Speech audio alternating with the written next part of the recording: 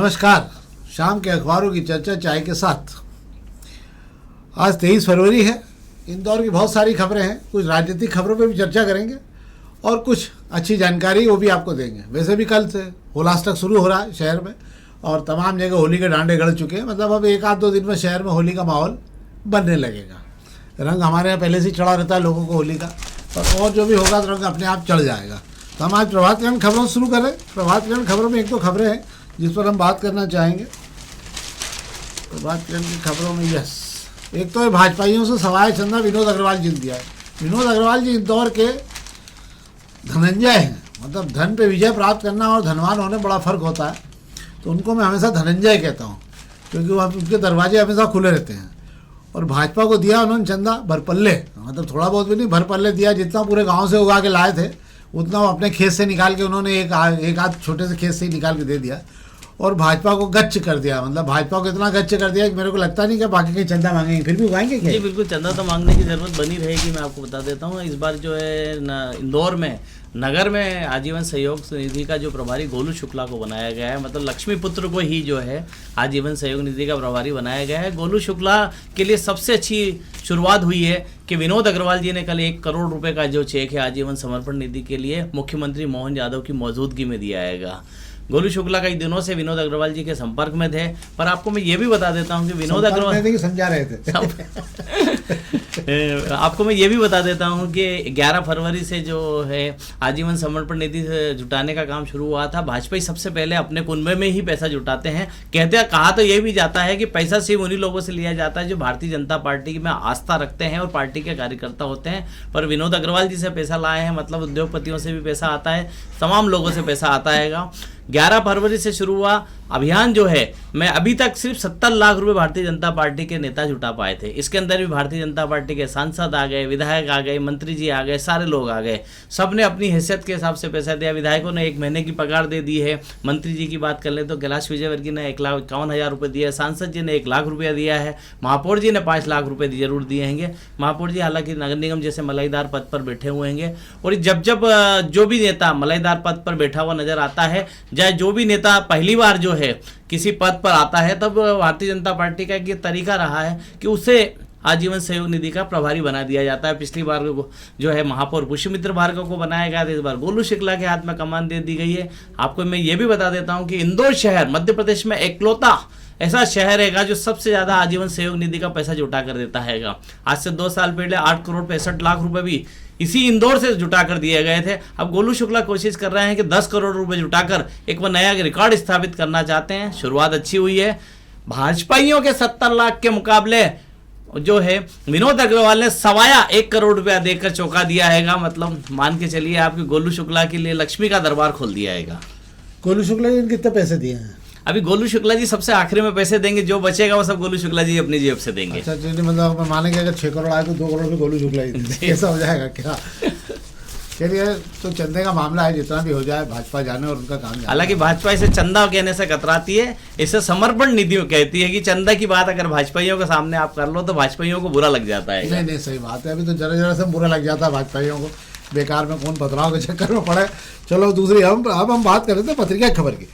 पत्रिका खबर में 1 अप्रैल से के नीचे मेट्रो के अंडरग्राउंड का मिशन लेट हो गया है। 1 अप्रैल से जमीन के नीचे उतरेगी टीबीएम मशीन। ये क्या मशीन है क्या? टीआई माल के साथ काम करने के लिए?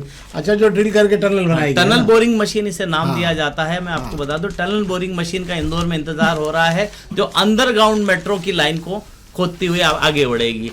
पहले कहा जा रहा था कि ये मशीन मार्च में आ जाएगी। आपके संभावना जताई जा रही है कि अप्रैल से या मई में मशीन इंदौर में आएगी। और मैं आपको बता दूं, मशीन को ज़मीन में उतारने के लिए नगर निगम के पास में जो मार्केट बना हुआ था, उस मार्केट को तोड़कर जो जगह मैदान तैयार किया गया था, वहाँ से व्यवस्था कर दी गई कि मशीन यहीं से अंदर उतरेगी, जो हाईकोर्ट के पास तक जो है अंडरग्राउंड मेट्रो की लाइन को खोदती हुई चलेगी। अंदर ही अंदर काम करेगी पूरी मशीन। वाह, चलिए, ये भी अच्छी बात है। हालांकि ये जानकारी 1 से 1.5 महीने पहले भी छपी थी, पर मशीन कब आएगी इसकी कोई जानकारी अभी तक नहीं आ पा रही थी। इस बार ही आ गई, मशीन की जानकारी भी आ गई। अब एक और खबर है, अतिक्रमण। मध्य क्षेत्र में तमाम कोशिश के बाद भी फुटपाथ के अतिक्रमण नहीं हट पा रहे हैं। ठेले अपनी जगह पर यथावत खड़े हैं। सारे ठेले हाई कोर्ट के सामने से लेकर, अगर हम बात कर लें जिला कोर्ट तक, और हम बात कर लेते कोठारी मार्केट तक, ये तमाम जगहों पर हम बात कर लें राजवाड़े पर, इन जगहों से ठेले हटने को तैयार नहीं हो पाते। आप हटाएं, वो गली में खड़े होते हैं, जैसे ही आप जाते हैं वापस आ जाते हैं। इन सब के लिए मुझे एक याद आता है कि मनीष सिंह जी का एक मॉडल हुआ करता था। मनीष सिंह जी कभी भी ठेलों को लेकर अभियान नहीं चलाते थे। वे हमेशा क्या करते थे, कम से कम 100 खाली लोगों को, नगर निगम के लोगों को सीधे ग्राहक बना के ठेलों पर खड़ा करवा देते।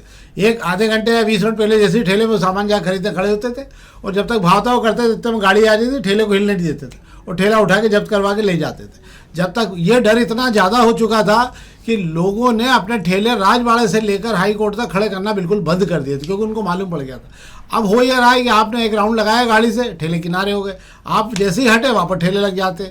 और मैसेज जो है, मोबाइल का युग है, मैसेज मोबाइल पर मिल रहा है सब दुकानदारों को कि भैया गाड़ी आने वाली है, गाड़ी आ रही है, गाड़ी आ रही है। उसके पहले सब अपने आप में सतर्क हो जाते हैं। मैसेज भी कौन जारी कर रहा है? हाँ, डिपार्टमेंट के लोग जारी करते थे कि भैया हम आ रहे हैं, हम आ रहे हैं। ये तो उसके कारण जो है गलत हो जाता है। पर इसके लेकर जो है मुझे एक किस्सा याद आता है मनीष सिंह जी का। जब ये ढोरों को पकड़ने का अभियान शुरू हुआ तो क्या होता, जैसे ही गाड़ी निकलती थी, जो गाड़ी ढोरों को पकड़ने के लिए निकलती है, तो जैसे ही वो निकलती थी उसके पीछे लोग मोटरसाइकिल लेके तैयार हो जाते थे।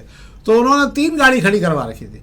एक गाड़ी जैसे ही निकली तो उसके पीछे पीछे सब चले गए, दूसरी गाड़ी उन्होंने दूसरी बजी तब चले गए, तीसरी गाड़ी उन्होंने कहीं और से निकाली और उससे सारे ढोर उठा के लाते थे। तो जब तक आप डाल और पात नहीं है, वो डाल और आप पात नहीं चलेंगे जब तक नगर निगम में ये जो फुटपाथ के अतिक्रमण है ये हटना संभव नहीं है। क्या आप सही कह रहे हैं कि मध्य क्षेत्र की बात कर रहे हैं, खासकर राजवाड़ा और उसके आसपास के इलाके की अगर बात की जाए तो सड़क और फुटपाथ कारोबार का केंद्र ही है, और ये आज से नहीं बरसों से है। इसको हटाने के लिए कई बार कवायद की गई, जिला प्रशासन की भी कोशिश की। अभी ट्रैफिक पुलिस और जिला प्रशासन मिलकर व्यापारियों के साथ बैठ के कर रहा है। बैठक करने के बाद में समझाइश दे रहा है, पुलिस कुछ मार्केटों में घूम भी रही है और तो सड़कें खाली भी दिखाई दे रही है। पर कितने दिन ये सब कुछ चलने वाला है ये समझना होगा।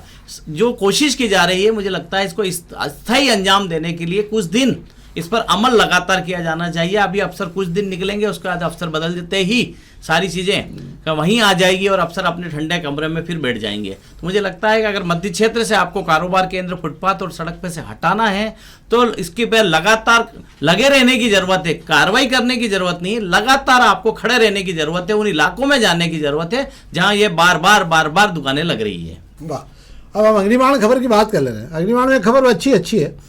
निगम ने 5 पैकेज बनाए 22 जोन के लिए, टेंडर बुलाए हैं शहर के सौंदर्यीकरण के लिए, और 28 लाख का चूना शहर भर के पेड़ों पे लगेगा। इसके पहले जो चूना लगा था कम था क्या वो? जी बिल्कुल, इसके पहले जो चूना लगाया था वो चूना लगाकर निकल चुके हैं। पेड़ों पर जो गेहुआ रंग और चूना पोतने का काम इसलिए किया जाता है कि पेड़ों के पद जो है उसके एक तो दूर से नजर आ जाए और उसके बाद में उसकी एक अपने आप में साइंटिफिक कवच बनाया जाता है। और आपको ये भी बता दूं 28 लाख का अभी चूना और गेरू पूरा आएगा स्वच्छता सर्वे के पहले के लिए। टेंडर जारी कर दिया गया है। आपको मैं बता देता हूं कि टेंडर लाख जारी कर दिए गए हैं, स्वच्छता सर्वे के पहले काम पूरा होगा नहीं, और ऐसा हर बार होता हैगा। इन वक्त पर टेंडर जारी किए जाते हैं। अब फिर बात कर लेते हैं, ये तो पेड़ों पर आप गेरू और चूना पोत रहे हैं, पेड़ों की गिनती के लिए उस पर बारकोड लगाने के लिए भी स्मार्ट सिटी से कुछ सालों पहले लंबा पैसा खर्च किया गया था। कुछ पेड़ों की गिनती भी की गई थी, उसके बाद में बारकोड ही गायब हो गए और लगाने वाले भी गायब हो गए। हाँ, इतना जरूर है नगर निगम और स्मार्ट सिटी को वो चूना लगाकर निकल गए हैं। तो नगर निगम में कोई काम, अब आप बताइए 1 महीने 1.5 महीने बाद में अगर जिस अभियान की शुरुआत होनी हो, जिस स्वच्छता अभियान का गिनती चालू होना हो, जिसकी ABCD, उसके अभी टेंडर निकल रहे हैं। ये तो वही हालत हो गई कि जब बारिश हो जाए खत्म होने वाली तो आप रेनकोट के टेंडर निकाल रहे हो कि रेनकोट लेने हैं हमको। ये शर्म की बात है। मेरे को लगता है शायद ये भी हाल मेरे को लगता है, हालांकि नगर निगम को जो है भारी पैसा देने का ठेकेदारों को, तो मुझे ही लगता है कि अब जो है नए ठेकेदार इसमें कोई काम में रुझान लेने को तैयार होंगे। अब एक और खबर बात कर लेते हैं हम। सेंट्रल लाइन मार्किंग के बाद एलिवेटेड कॉरिडोर के लिए लगी टनल मशीन। तो ये एलिवेटेड कॉरिडोर पे भी टनल मशीन लगना है। बिल्कुल, आपको बता देते हैं एलिवेटेड कॉरिडोर पे टनल मशीन, जो बोरिंग मशीन जिसे कहा जाता है, बोरिंग करके पिलर बनाने के लिए जो बोरिंग किए जाते हैं वो मशीन को खड़ी कर दी गई है। ये एबी रोड पर दैनिक भास्कर के सामने शॉपिंग कॉम्प्लेक्स और दैनिक भास्कर के बीच के जो हिस्सा है वहां पर इस मशीन को खड़ा किया गया है। LIG चौराहे से नवलखा तक जो है एलिवेटेड कॉरिडोर बनना है, जिसकी तैयारियां शुरू हो गई है। टीन शेड लगने लगे हैं। काम भले ही कभी भी शुरू हो पर तैयारी बड़ी जमकर चल रही है। अच्छा, ये जो सर्वे वगैरह होने का था और जो इसको लेकर सर्वे होना है, अभी एक फाइनल बैठक और होनी है, कहा जा रहा है इसको लेकर आपकी दी हुई राय पर अमल किया जाएगा, पर मुझे ऐसा लगता है पीडब्ल्यूडी अपने काम में लगा हुआ है, वो वही करेगा जो उसने तय किया गया है। बैठकें होती रहेगी, आपकी बात सुन ली जाएगी, पर अमल होगा कि नहीं होगा इसकी कोई गारंटी नहीं है। नहीं, आपकी बात पे अमल जरूर होगा कि आपकी सुनी नहीं जाएगी तो क्या कर सकते हैं। अब हम दोपहर की खबरों की बात कर रहे हैं, दोपहर के पहले पेज की खबर की बात कर ले रहा हूँ। कुछ व्यापारी खबरें आपकी जानकारी में रहे, समय के साथ अपग्रेड रहना चाहिए, हमेशा ही कहा जाता है। तो एक तो आज अचानक मात्र 10 से 15 मिनट के अंदर ही चांदी में 16,000 रुपये का उछाल आ गया बाजार में, एकदम फिर नए सिरे से गणित गड़बड़ा। सोने और चांदी के कारोबारी जो है इस व्यापार में बहुत बुरी तरह से पिट गए हैं, बहुत बार पीछे जाने में, बहुत बार आगे जाने में उनकी समझ में नहीं आ रहा है कि जिन्होंने कल कोई चांदी का काम ले लिया और आज 16,000 के भाव बढ़ गए तो नए सिरे से चांदी खरीदने के चक्कर में इसीलिए लोग अब काम करने को तैयार नहीं। यही स्थिति सोने की स्थिति हो रही है कि सोने का भाव भी 1,60,000 प्रति 10 ग्राम के पार पहुंच चुके हैं। एक और खबर है जिस पर हम बात कर लेते हैं। ईडी ने जो है 31 मार्च की टारगेट दी है, 5 राज्यों के चुनाव के पहले 500 लोगों के खिलाफ चालान एक मुश्त पेश करने की तैयारी की जा रही है। इसमें बहुत सारे नेता भी हैं, बहुत सारे भ्रष्ट लोग भी हैं और मनी लॉन्ड्रिंग के मामले में है, कुछ ऑफलाइन ऑनलाइन खेल के मामले, गेमिंग की प्लेटफॉर्म है, उन पर भी कार्रवाई की गई थी। इन सब के खिलाफ चालान पेश करने को लेकर तारीख तय की। 31 मार्च के पहले बल्क में जो है ये काम किया जाएगा। तो ये तो थी पहले पेज खबर। अब हम बात करते हैं कि एक और खबर दोपहर की। पूरा शहर तहस तहस पड़ा है, मतलब ये हर आदमी मानता है कि नगर निगम के सौजन्य से इस समय सारी सड़कें लगभग, मैं सोचता हूँ शायद 70 से 80% सड़कें पूरी तरह से खुद ही पड़ी हुई है। कोई समय का निर्धारण नहीं है, काम का कोई वो नहीं है। और सबसे बड़ी बात यह है कि 500 करोड़ रुपए नगर निगम के ठेकेदारों के पुराने बकाया थे। मार्च के बिल अभी लगे नहीं है, मार्च के बिल लग जाएंगे तो ये बढ़ के 700 करोड़ से ऊपर पहुँच जाएंगे। आपको याद होगा महापौर ने कहा था कि हमने पुराने सारे अकाउंट खत्म कर दिए। ये 700 करोड़ का बोझ एक साथ नगर निगम पे आ गया है। इसके साथ एक और बात है जो आम लोगों में चर्चा है कि जब आपके 4-4 बार टेंडर लेने के बाद काम नहीं हो रहे हैं तो ये संकल्प और समाधान शिविर काहे के लिए खोले जा रहे हैं, क्यों टेंट और कनात के खर्च लगाए जा रहे हैं, क्योंकि आप काम तो 1 रुपये का करा नहीं सकते। नगर निगम आज की तारीख में 1 रुपये का भी काम कराने की स्थिति में ठेकेदारों से नहीं है। जो 25 से 30 बड़े ठेकेदार हुआ करते थे, मान्य नामी गिरामी ठेकेदार, उसमें पप्पू भाटिया के निधन के बाद से लेकर तमाम ठेकेदारों ने दूरी बनाना चालू कर, जिनके पैसे फंसे। अब 7 से 8 ठेकेदार बचे हुए हैं जो इस उम्मीद में है वहाँ के साथ नगर निगम का, उनका जो नगर निगम का चवन्नी जो है उसको रुपए में चला लें अगर, तो भी पैसे का निकलेंगे। और सबसे बड़ी बात ये कि हर 2 साल में नगर निगम जो है एक जनरल पेमेंट करती थी तमाम ठेकेदारों को, एक मुश्त, जिसमें जिनके बकाया हैं, जिनके रुके हैं, जिनके 2 साल से पेमेंट नहीं हो रहे, वह भी पेमेंट जो है पिछले 2 साल से होना बंद हो गए। चुनिंदा ठेकेदारों को पेमेंट होने के चक्कर में नगर निगम में अब ठेकेदारों ने काम करने से पूरी तरह तौबा कर लिए।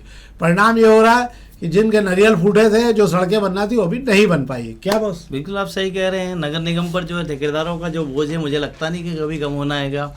इधर नगर निगम कुछ पैसा देता है, उससे ज़्यादा का बोझ उसके ऊपर आ जाता हैगा। आप बात कर रहे हैं नारियल फोड़ लिए गए, गेती चला ली गई, मिठाई बांट दी गई, सारे नेताजी ने फोटो भी खिंचवा लिए गए, अखबारों में चस्पा भी करवा लिए गए, सोशल मीडिया पे रिले भी चल गई, पर काम नहीं हुआ। बात वही है कि ठेकेदार को भी लग रहा है कि काम तो दे दिया, पैसा कौन देगा। पैसा देने में हाथ खड़े कर रहे हैं, चाहे कमिश्नर हो या महापौर हो, उनके पास जो ठेकेदार जा रहे हैं, कहा जाता है अभी तो काम करिए, पैसा भी दिलाएंगे। अब कब तक भरोसे पर वे काम करेंगे? भरोसे पर ही 700 करोड़ रुपए चढ़ा लिए गए हैं। बात कर रहे हैं, फिर अब बात करें नए कामों की, आप संकल्प से समाधान शिविर की बात कर रहे हैं। इस मामले में मैं महापौर की तारीफ करूंगा कि महापौर जी कम से कम लोगों के बीच जा तो रहे हैं। ठीक है, काम मदद नहीं कर सकते पर लोगों की तकलीफ तो सुन सकते हैं। अब नेताजी का यही काम है, नेताओं का यही काम है, कम से कम लोगों की तकलीफ तो सुने, काम हो या ना हो। और जनता इतनी भोली होती है कि सिर्फ आप आश्वासन दे दीजिए, उसमें खुश हो जाती है कि नेताजी ने आश्वासन दिया है, कुछ तो होगा। हाँ, नहीं, ये अच्छी बात है। मुझे भी अच्छा लगा कि कम से कम नेताजी इतना आश्वासन तो दे ही रहे हैं कि कुछ हो कि नहीं हो, आपकी बात तो सुनी जा रही ना। ये भी बहुत बड़ी बात होती है जहाँ कोई किसी की नहीं सुन रहा हो, हर आदमी मन की बात कर रहा हो। ऐसे में एक आदमी ऐसा तो है जो कम से कम आपकी बात सुन तो रहा है, भले कुछ होना हो या नहीं होना हो, पर कम से कम ऐसा तो है। चलिए, ये भी अच्छी बात है, कम से कम सुन तो रहे हैं कोई ना किसी की। तो ये तो थी खबरें जो हमने आपको बताई, शहर की चुनिंदा खबरें थी जो हमने आपको दी। हम आपसे आग्रह करेंगे उस कार्यक्रम को अधिक से अधिक लाइक करिए और अपने मित्रों तक जरूर इस लिंक को शेयर करिए ताकि इस कार्यक्रम को हम और बेहतर तरीके से बना सकें। बहुत बहुत धन्यवाद।